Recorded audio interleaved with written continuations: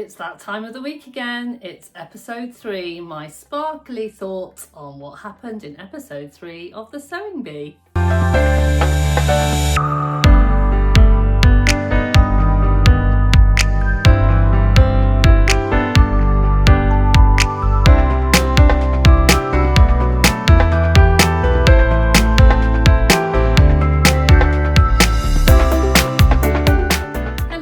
Hello, my name's Sam and welcome to my channel Sew Let's Sparkle with Sam, and it is Sewing Bee synopsis time. So it is episode 3 and they are focusing on design icons this week. So I am wearing my Friday Pattern Company Westcliff wrap dress because the first challenge was all about the wrap dress. So I've made this in a lovely fabric that I got in a subscription box. I love this fabric so much, and actually this is the very first wrap dress that I made, so I thought it would be a good one to pop on.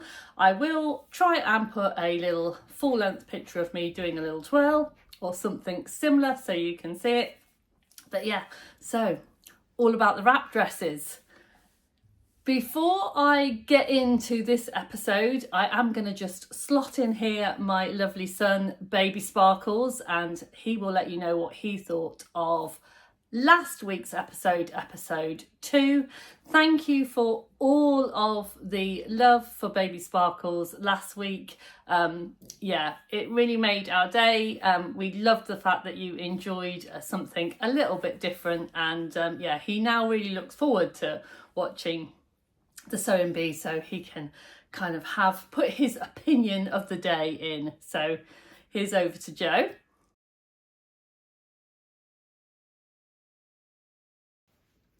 Hi everyone, it's Baby Sparkles. I'm doing my week 2 Sewing Bee recap. This week was the active wear challenge. You had the hats and the party outfit out the bike wear, and the athleisure challenge at the end. First thing I was thinking, it was like Jess was struggled, so she did the hat and she didn't quite follow instructions with the hat. But I loved all the national pride. It was just everyone decided, we'll do a Jamaica one, Wales one, Ireland one, and then Kit and Dan being PJ and Duncan was also good fun, because Mum says that I look like PJ and Duncan all the time. My siblings are absolutely killing it, because of course they are. They're my siblings, you know. It's part of the family. For those of you that didn't watch week 1, Joe's siblings are Kit and Orla. Yeah, obviously. Not sure how that works, but hey ho. Although I have noticed that Mum is also forming a maternal protective bond over Yaz, so she might have to become part of the family. But you know, we'll see how that goes. Gaynor surprised me a lot. She didn't make a nice tea towel tablecloth. She made a boob tube, which is great. Go on, Gaynor. She also didn't really do very well in the final challenge, but because she didn't finish and she didn't really listen to the brief. But she made her boob tube, so you know she's gonna win. She's not gonna win. She's gonna come second to Stu, who things I know about Stuart now. He does archery, and he's got a dog named Treacle. So yeah. He's gonna win. I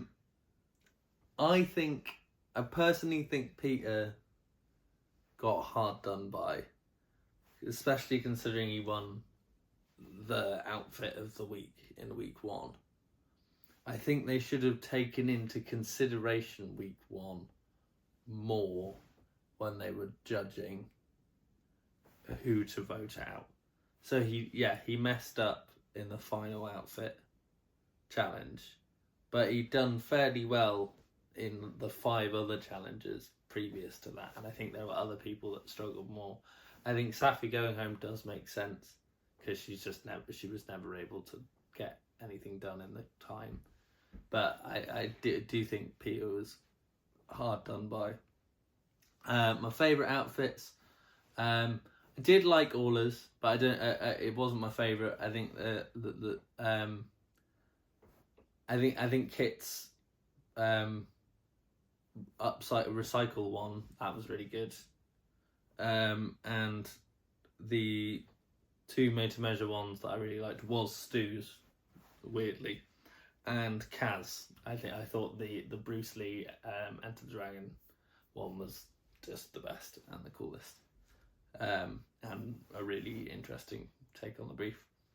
But yeah, that's my thoughts. I'm hoping Gaynor can do me proud next week.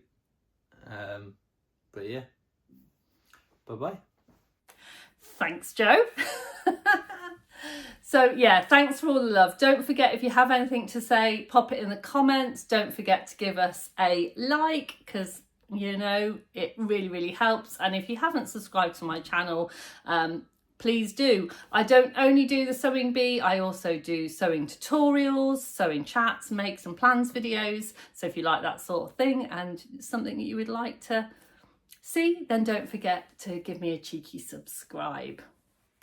Shall we get into it? So challenge 1 was the pattern challenge.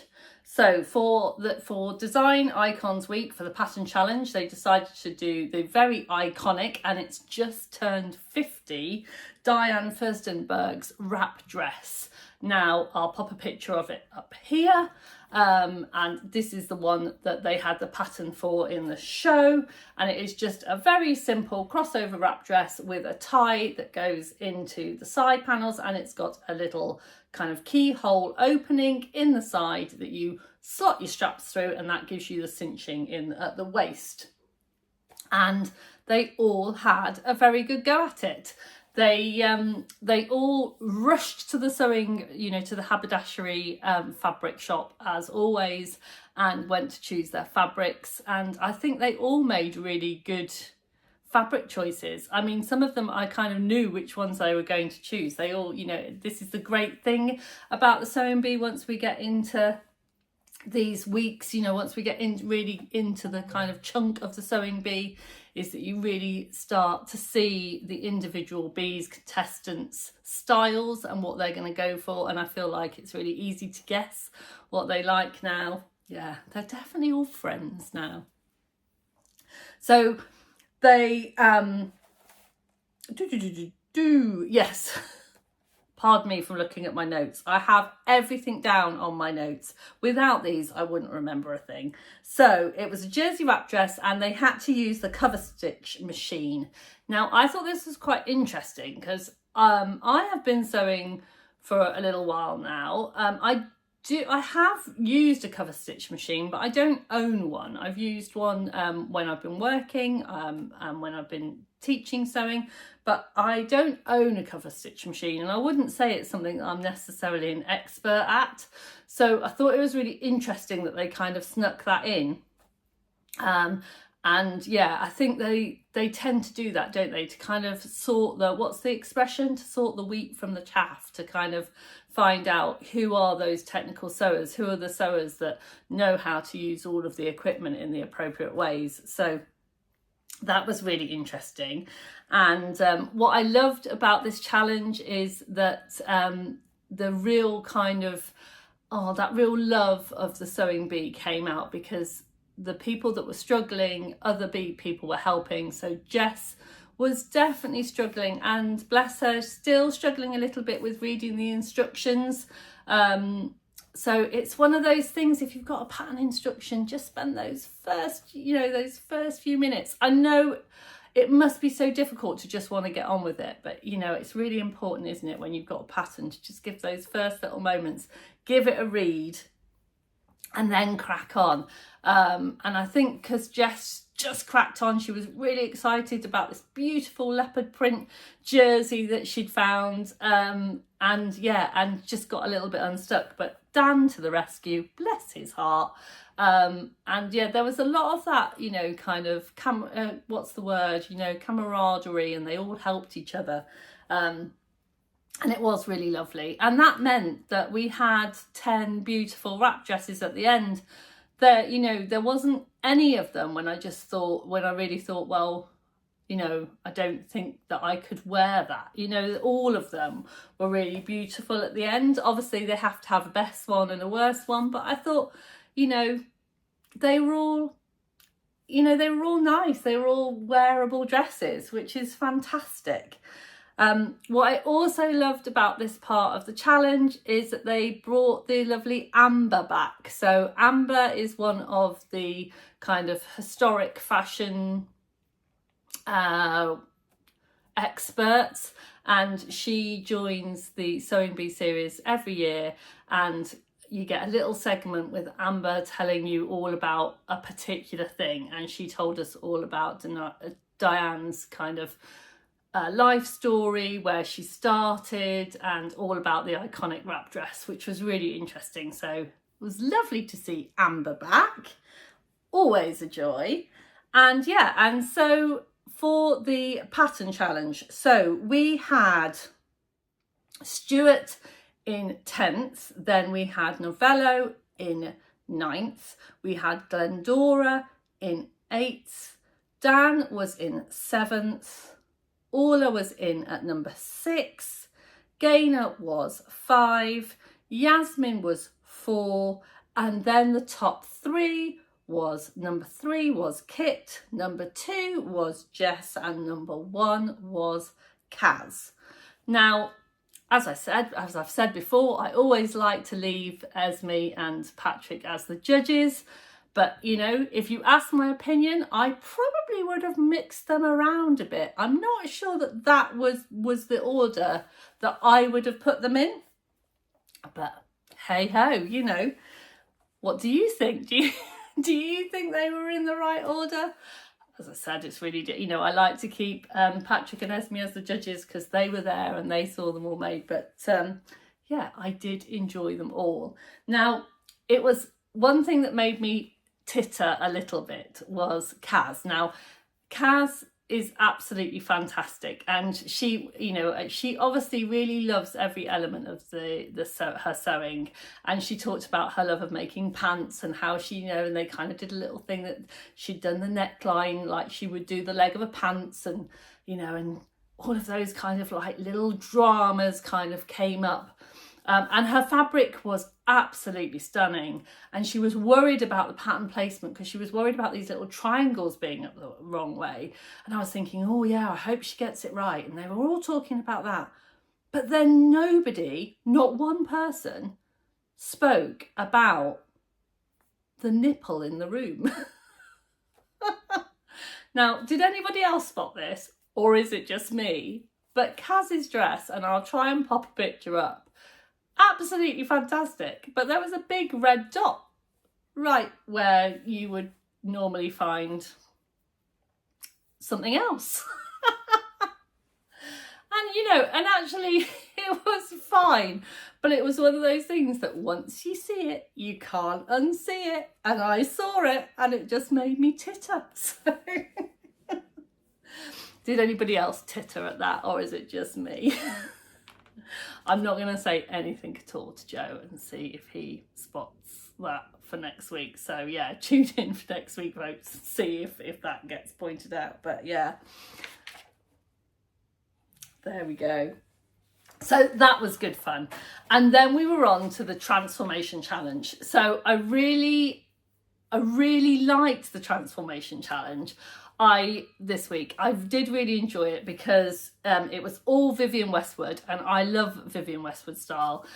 My mum is over at the moment. She's over from Spain. We picked her up from the airport yesterday, and so we were really lucky that she managed to watch it with me last night, or she watched it with me the second time of watching, because yeah, and she is not a fan of Vivienne Westwood.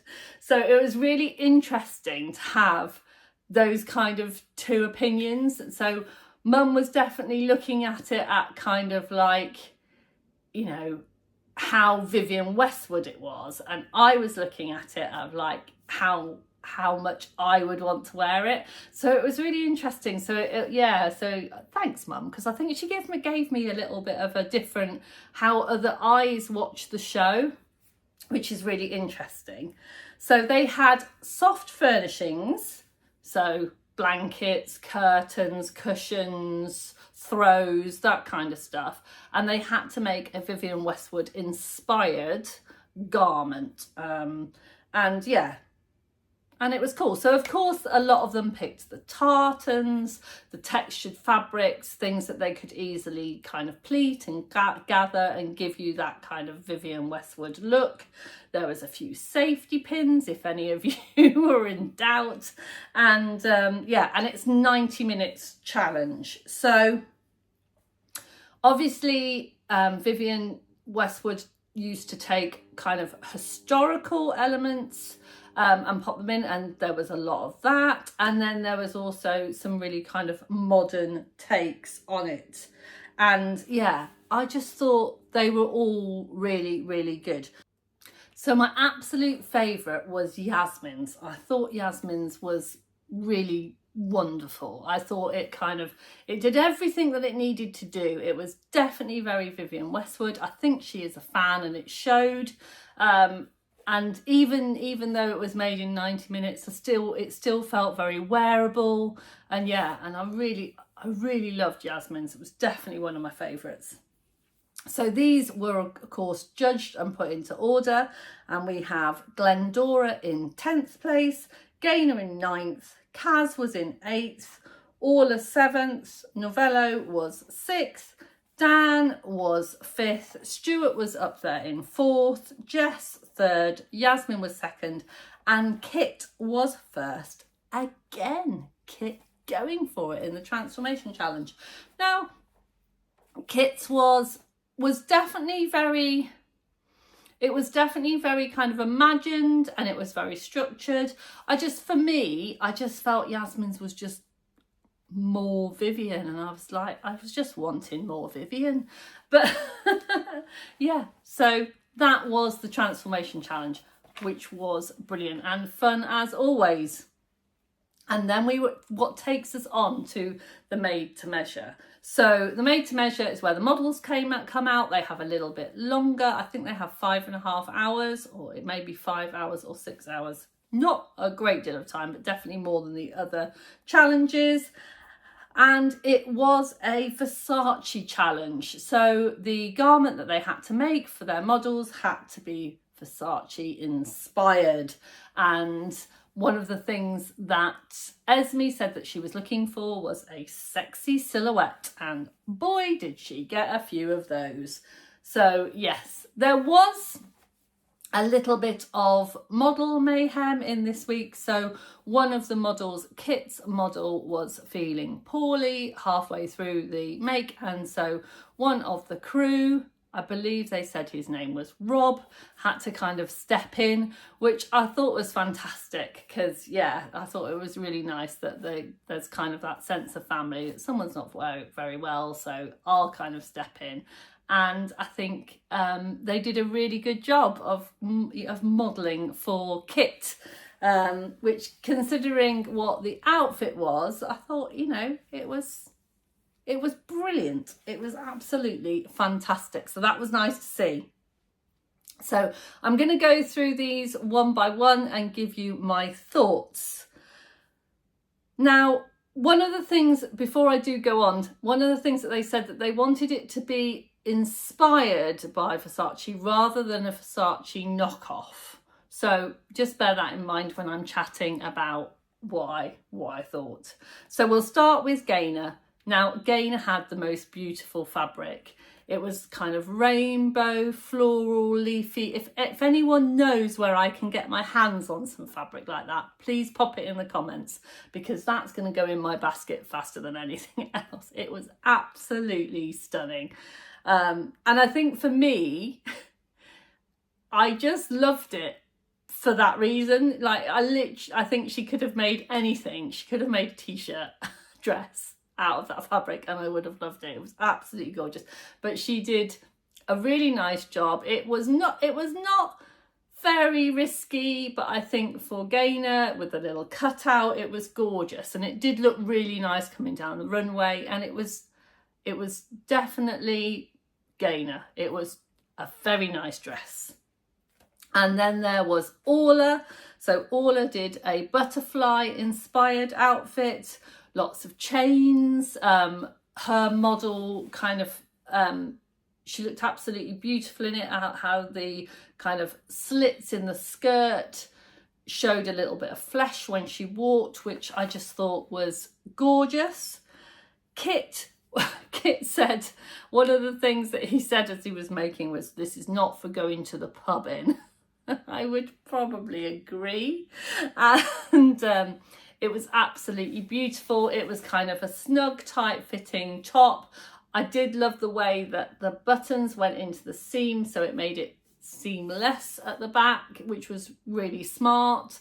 It was kind of had a lace overlay, and then it had kind of, I can't think what you call it when it kind of waterfalls. So it's high low hem, but it was high at the top and then it kind of waterfalled down, and then they had the gold fabric at the back. I thought it was, I mean, the model was absolutely rocking it. I thought it looked great, but for me, it felt like there was something a little bit missing, but I wasn't quite sure what it was. But I did really like that outfit, and it looked great going down the runway. And then there was Yasmin. I loved Yasmin's look. I thought Yasmin had a really good week this week. Yeah, it was definitely a good week for Yasmin. She was, always the bridesmaid, never the bride, but she had a really good week. She did a kind of iconic black and gold harness dress, which was inspired by the 1992 collection. And yeah, it was absolutely fantastic. Then we move on to Kaz. So Kaz did a Dorothy Wizard of Oz inspired dress. So it was Dorothy meets Versace. And they were kind of alluring to the fact that it was a very original idea. Now, because I am a big fan of drag, I am a massive fan of drag, I love drag, I have seen Dorothy inspired outfits that look like lots of different iconic designers lots of times. So in my head, it didn't feel new and unique. But did it look Dorothy Versace? Absolutely. Did Kaz, make a fantastic job of it? Absolutely. But I don't know, for me, it didn't feel like unique because I'd kind of seen it before, but I did love it. It was just kind of a little bit, and again, maybe not everybody that watches BBC, is into kind of the drag scene. So maybe for a lot of people, it did feel very new. But for me, I'd seen it before. But did I love it? Yes, I definitely did. And then there was Glendora. So Glendora was doing, her words, not mine, a naughty Pandora box dress. And she did something weird with her eyes, which... something like that. Now, Glendora's model looked absolutely fab in hers coming down the one way, but there was quite a lot of fitting issues and it was not finished. And when I say not finished, it wasn't like some of the others are just not finished to hem. There was lots of things that were not finished on it. Stuart's. I loved Stuart's, and for me, even though it was obviously inspired by something that had done by Versace, I thought the way that he did it felt very kind of unique and very inspiring. And it was based on the River of Gold dress. So it was a black dress silhouette, and then it had a kind of band of gold lace. So it was a little bit risque because the lace was see-through. But the way he did it, it was all very modest. But, a little bit risque. So it was lovely. I think the word that Esme used was there was a little sexy glimpse, which made me laugh. It did make me laugh. And then there was Novello. So Novello did the Medusa mini dress with boning, and her husband had made a little brooch that he'd done his sewing, which I thought was cute as. I loved the fabric that Novello used. It was definitely very, very Versace. And again, you know, she could have just draped that across her model and it would have screamed Versace because of the fabric.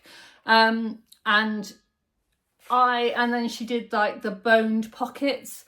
And I have to say, I kind of agreed with the judges that although I loved the idea of her look, I wasn't really into the boned pockets because it reminded me a little bit of kind of, you know, like the bustles that you have, but without the kind of elegance of it. And so to me, again, there was just something a little bit missing. I don't know whether she needed to have something more than just the boning on the pockets. But yeah, it was beautiful. Model looked fantastic in, and the model had this headdress. She just looked absolutely fabulous. Then there was Dan. I also thought that, you know, Dan's just there for a good time. So he's having a great time. He's really enjoying the bee, and I'm enjoying watching Dan's journey because it's just bringing me so much joy. He did a J-Lo inspired dress in a jungle chiffon. And this was definitely risque.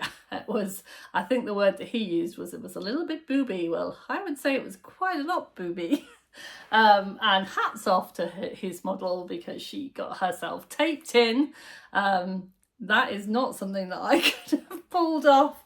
So well done you look stunning.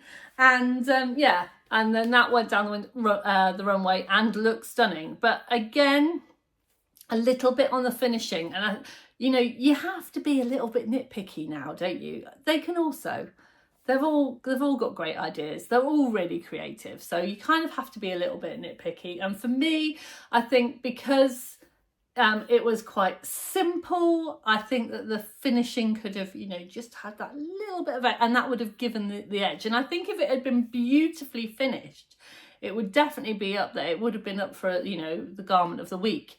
But yeah, so just a little note there. And then there was Jess. So Jess did the Beyonce inspired dress in blue.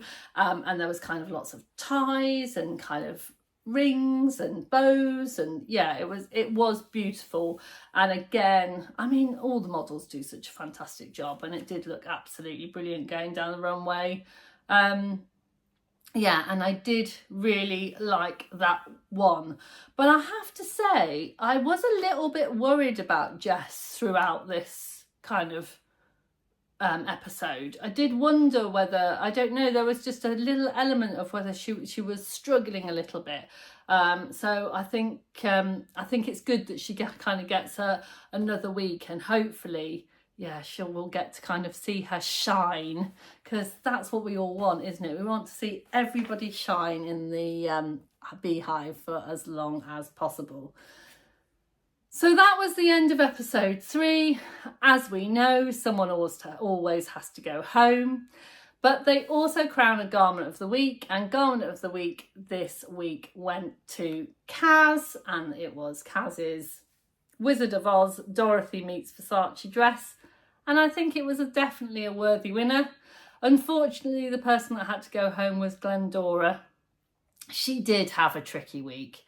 And I think it was the right decision. It's always a hard one, but I think it was the right decision. And I am very much looking forward to next week. Excuse me. Next week. Now, I'm pretty sure I can say this. This has never happened before on Sewing Bee, because next week is Korean week. So I am very interested to see what Korean week has in store. It's really got me thinking. Korean week, what are they going to do for Korean week? So that's very exciting. Thank you so much for staying to the end. I am now going to treat you to a little slideshow of all of the snippets from the show and some little snippets of what's been going on this week. I hope you have had a lovely week. See you next week. Don't forget to sparkle. Bye for now.